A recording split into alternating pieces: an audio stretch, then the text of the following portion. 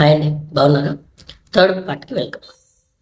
ఈరోజు మనం ఒక ప్రాక్టీస్ చేసిన తర్వాత ఎంత అమౌంట్ అనేది ఇన్వెస్ట్ చేసుకోవచ్చు, మనం స్టార్టింగ్లో ఉన్నాం కదా, ఎంత ఇన్వెస్ట్ చేసుకోవచ్చు, ఎంత ప్రాఫిట్స్ వస్తాయి. మీరు స్టార్టింగ్లో ఉన్నారు కాబట్టి ఒక 10,000 ఇన్వెస్ట్ చేసుకోండి. అంటే 10,000 కంటే తక్కువ ఇన్వెస్ట్ చేయలేమా? చేయొచ్చండి. నేను బ్యాంక్ నిఫ్టీని ఒక ఎగ్జాంపుల్గా తీసుకొని చెప్తున్నానండి. ఎందుకు బ్యాంక్ నిఫ్టీని? ఎందుకంటే బ్యాంక్ నిఫ్టీలో మనం తీసుకునే షేర్ వాల్యూ అనేది కొంచెం ఎక్కువ ఉంటుందండి. అంటే లైక్ ఒక ఎప్పుడైనా 300, 400, 500, 550 మధ్యలో ఆర్ 600 దాకా కూడా వెళ్తుంది.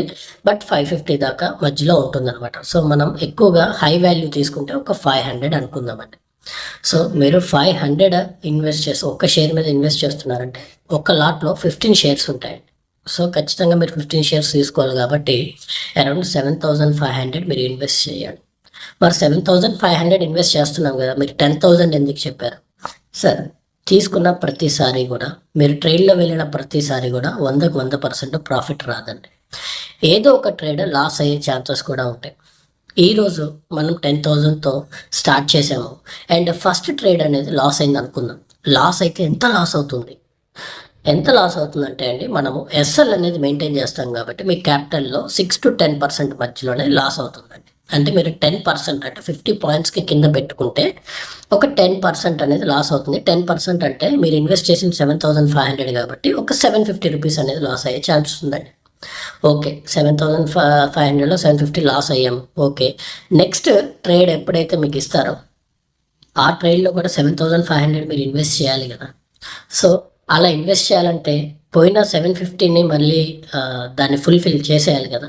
సో అందుకనే ఈ 10,000 మీరు ఎప్పుడైతే పెట్టుకుంటారో సైడ్కి, ఈ 2,500 అనేది సేఫ్గా ఉంటాయి. అండ్ 7,500 అనేది మీరు ప్రతిసారి షేర్కి ఇన్వెస్ట్ చేస్తారు. ఎప్పుడైనా లాస్ రాగానే ఈ 2,500 నుంచి ఒక 750 తీసుకుని వెళ్ళి మళ్ళీ దాన్ని 7,500గా పెట్టి మళ్ళీ ఇన్వెస్ట్ చేస్తూ ఉంటారు అనమాట. సో ఈ 2,500 అనేది ఒక సేఫ్ ఇన్వెస్ట్మెంట్గా మీరు పక్కన పెట్టుకుంటారనమాట. అందుకనండి. సో ఇంతకంటే తక్కువ ఉన్నాయి లేవా? ఉన్నాయండి. ఇప్పుడు సెన్సెక్స్ ఉందనుకుందామండి. సెన్సెక్స్ లేకపోతే నిఫ్టీ ఇలాంటివన్నీ కూడా కొంచెం తక్కువ అమౌంటే ఉంటాయండి. అండ్ షేర్స్ ఎక్కువగా ఉంటాయి. సపోజ్ సెన్సెక్స్ ఒక 80, 100, 200 ఆర్ 250 వరకు, 300 వరకు కూడా వెళ్తుందండి. బట్ దాని లాట్ సైజ్ అనేది 10 మాత్రమే. సో లాట్ సైజ్ అంటే 1 లాట్ ఈజ్ ఈక్వల్ 10 షేర్స్ మాత్రం.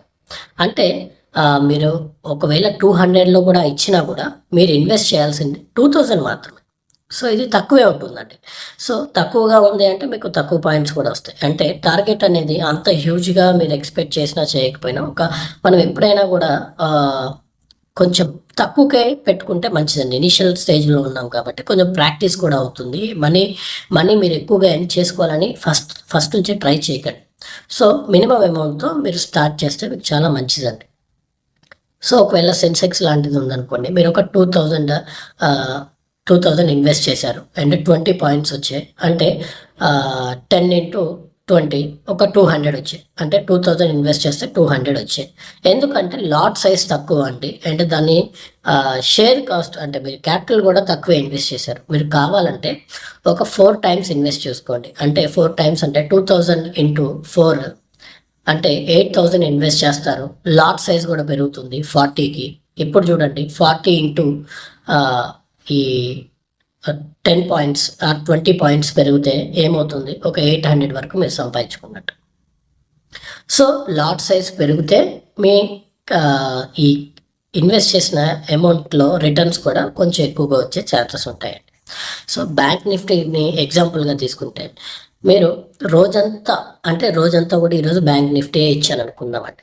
సో మీకు అట్లీస్ట్ ఒక 20-25 పాయింట్స్ వరకు మీరు ఏం పెట్టుకొని మీరు వెళ్తే కనుక 425 100 పాయింట్స్ అండి. అంటే మీరు 7,500కి అన్ని ట్రేడ్స్లో కూడా 25 పాయింట్స్ మీరు సంపాదించినట్లయితే కనుక మొత్తం కలిపి 100 పాయింట్స్ అవుతాయి కనుక మీరు 7,500కి 1,500 సంపాదించుకున్నట్టండి.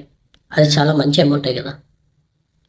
ఒకవేళ నేను బాగానే ప్రాక్టీస్ చేశాను, నేను ఇప్పుడు కొంచెం ఎక్కువగా ఇన్వెస్ట్ చేద్దాం అనుకుంటున్నాను, ఇప్పుడు ఎలాగా నేను సేఫ్ ట్రేడ్స్ మాత్రమే తీసుకుందాం అనుకుంటున్నాను, నేను ఎలా అంటే అంతంత ప్రాఫిట్స్ నాకు రాకపోయినా పర్లేదు, నా క్యాపిటల్ అనేది సేఫ్గా ఉండాలి, సేఫ్ ట్రేడ్లో ఉండాలి. అప్పుడు ఏం చేయాలి? ఏం లేదండి. మీరు తక్కువ అమౌంట్ పెట్టినప్పుడు ఎక్కువ పాయింట్స్ కోసం వెయిట్ చేయాల్సి వచ్చిందంటే 25 పాయింట్స్ వరకు. ఈసారి 1 లక్ష ఇన్వెస్ట్ చేశారు. ఆ లక్షలో 75,000తో మీరు ఒక 10 లాట్స్ తీసుకున్నారు బ్యాంక్ నిఫ్టీ, అంటే 150 షేర్స్ అనేది మీరు తీసుకున్నారు. సో మీరు 10 పాయింట్స్ ఏం చేసుకుంటే సరిపోతుంది. మీరు 10 పాయింట్స్ ఏం చేసుకుంటే 1500 మీరు సంపాదించినట్టే ఒక్క ట్రేడ్లో. అంటే 4 ట్రేడ్స్లో 6000 మీరు సంపాదించినట్టే కదండి. సో మీరు ఎప్పుడైతే లాట్ సైజ్ పెంచుతున్నారో పాయింట్స్ అనేది కూడా తక్కువ పెట్టుకుంటే మీరు సేఫ్ ట్రేడ్లో ఉన్నట్టు. అసలు ఖచ్చితంగా ఒక 98% పక్కాగా వెళ్ళి టచ్ అవుతుందండి ఆ 10 పాయింట్స్కి. మీరు ఇంకొంచెం ఎక్కువగా క్యాపిటల్ పెట్టుకున్నారంటే ఇంకా కొంచెం తక్కువగా పాయింట్స్ చూసుకోండి. ఈ టైంలో మీరు లాట్ సైజ్ ఎక్కువగా పెట్టుకున్నప్పుడు పాయింట్స్ అనేది తక్కువగా పెట్టుకుంటే మీరు సేఫ్ మీ చాలా సేఫ్ ట్రేడ్లో ఉంటారు. అండ్ మీ ఇన్వెస్ట్మెంట్ అనేది చాలా చాలా తక్కువ లాసెస్, అంటే అసలు ఛాన్సెస్ అనేవి చాలా తక్కువగా ఉంటాయి లాస్ అయ్యే ఛాన్సెస్. ప్రాఫిట్స్ అయితే చాలా మంచి ప్రాఫిట్స్ వస్తాయి సేఫ్ జోన్లో ఉన్నందుకు. సో అలా కాకుండా స్టాప్ లాస్ ట్రైలింగ్ అని కూడా అంటారండి. ఈ స్టాప్ లాస్ ట్రైలింగ్ యూజ్ చేసి కూడా మనము ఎక్కువగా ప్రాఫిట్స్ పొందొచ్చు. అదేంటండి, ఇందాకేమో స్టాప్ లాస్ అనేది మీరు మన క్యాపిటల్ లాస్ అవ్వకుండా టోటల్గా ఒక 10% మాత్రమే లాస్ అయ్యేటట్టు స్టాప్ లాస్ పెట్టుకుంటామని చెప్పారు. ఇప్పుడేంటి, స్టాప్ లాస్ చేస్తే ఎక్కువ ప్రాఫిట్స్ కూడా పొందొచ్చు అని చెప్తున్నారు.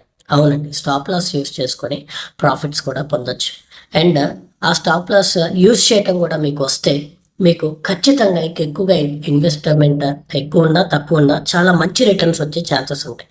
So stop losing and stop loss maintaining, stop loss trailing అంటే ఏంటో నేను మీకు నెక్స్ట్ వీడియోలో చెప్తానండి. ఓకేనా? మళ్ళీ నెక్స్ట్ వీడియోలో కలుద్దామండి. బాయ్.